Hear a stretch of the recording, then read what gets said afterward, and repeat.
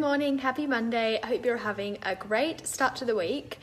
I promised you guys that I would do a smoothie bowl tutorial, so that's what I'll show you now because I'm about to make a quick green smoothie just for a snack. So this could totally also be a meal, just make it bigger. So this is the blender I use, the Mod. I get asked all the time what blender I recommend, and I couldn't recommend this one more.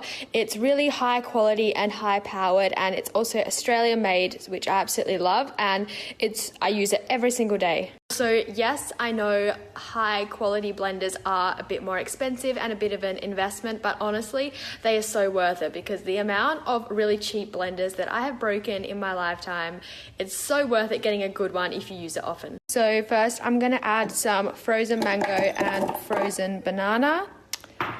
And then I've got some frozen zucchini as well. This just makes it super creamy and thick and also adds extra nutrients. Sure that if you like smoothies really thick like I do, that you do use frozen fruit because it really is what makes a huge difference. If you use like unfrozen bananas, then you will get a watery smoothie, and that ain't good. That's fruit soup to me. Now I'm adding about 1 tablespoon of vegan vanilla protein, and also just a teaspoon of spirulina. You could also add fresh greens to this, like baby spinach or kale or even lettuce, celery, cucumber, but I don't really have much in my fridge, so I want to save that for my salads. And also fresh mint goes really well in this. I've just got it on my blender and I'm gonna press the smoothie setting. It's gonna blend for, I think it's 45 seconds to just make it really creamy and smooth.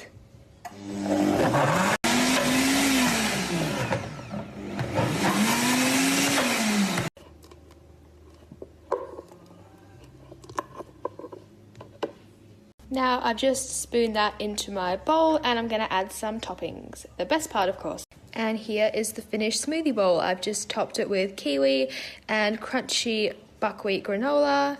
And look how smooth and creamy. And that is how thick a smoothie bowl should be.